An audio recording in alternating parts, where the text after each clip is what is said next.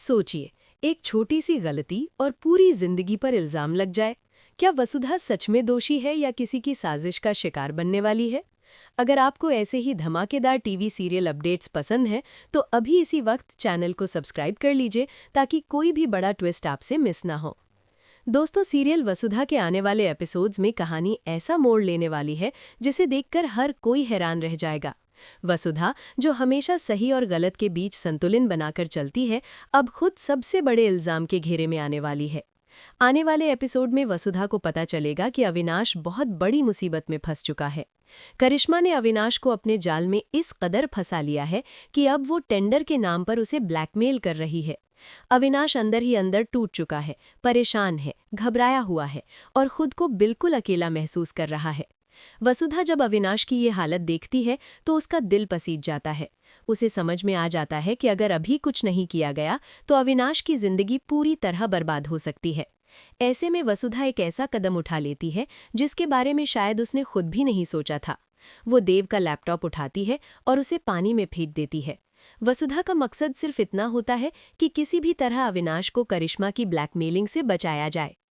अगर आपको लग रहा है कि आगे क्या होगा, तो वीडियो को अंत तक देखते रहिए और अभी इस वीडियो को लाइक कर दीजिए ताकि हमें पता चले कि आप ऐसे अपडेट्स पसंद करते हैं। लैपटॉप के पानी में फेंके जाने के बाद घर में हड़कंप मच जाता है। देव अपने कमरे में आता है और जब उसे लैपटॉप नहीं मिलता तो वो परेशान हो जाता है। देव चंद्रिका से कहता है कि टेंडर भरने का टाइम निकलता जा रहा है, लेकिन लैपटॉप कहीं मिल ही नहीं रहा। पूरे भर में लैपटॉप की तलाश शुरू हो जाती है। हर कोई इधर उधर ढूंढता है, लेकिन लैपटॉप का कोई पता नहीं चलता। तभी अचानक किसी की नज़र पानी में पड़े लैपटॉप पर पड़ती है। सब लोग चौंक जाते हैं। चंद्रिका का गुस्सा सातवें आसमान पर पहुंच जाता है। वो गुस्से में पूछती है कि ये किसकी हरकत है, किसने इतना बड़ा कांड किया है। पूरे घर में सन्नाटा छा जाता है। कोई कुछ बोलने की हिम्मत नहीं करता। ऐसे में नंदिनी आगे आती है और चंद्रिका से कहती है कि उसे पता है ये काम किसने किया है।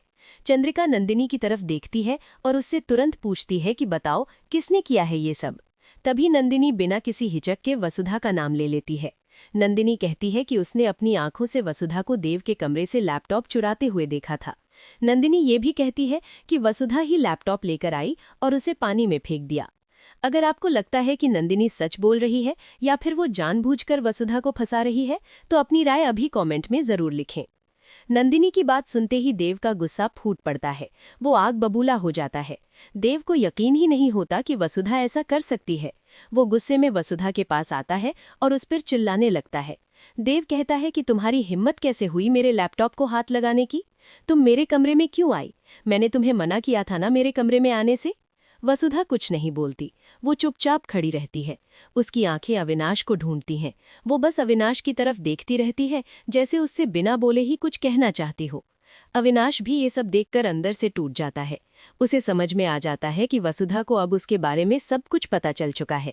अविनाश जान जाता है कि वसुधा को ये भी पता है कि करिश्मा उसे ब्लैकमेल कर रही है और वो कितनी बुरी तरह इस जाल में फंस चुका है। अगर आपको वसुधा और अविनाश की ये इमोशनल बॉन्डिंग पसंद आ रही है, तो वीडियो को शेयर जरूर करें ताकि और लोग भी इस कहानी से जुड़ सकें।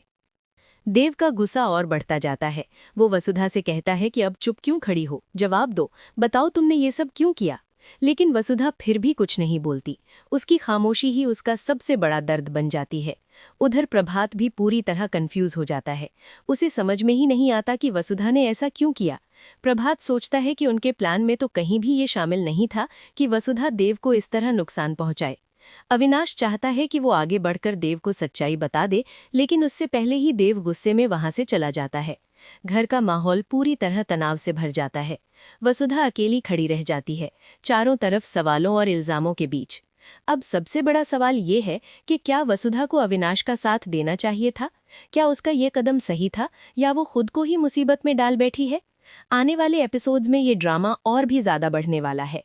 अगर आप जानना चाहते हैं कि आगे क्या होगा, वसुधा खुद को कैसे बेगुनाह साबित करेगी और अविनाश की सच्चाई कब सबके सामने आएगी, तो चैनल को सब्सक्राइब करना बिल्कुल मत भूलिए। वीडियो को लाइक करें, शेयर करें और कमेंट में जरूर बताएं कि इस पूरे मामले में आप किसका साथ देंगे, वसुधा का या देव का।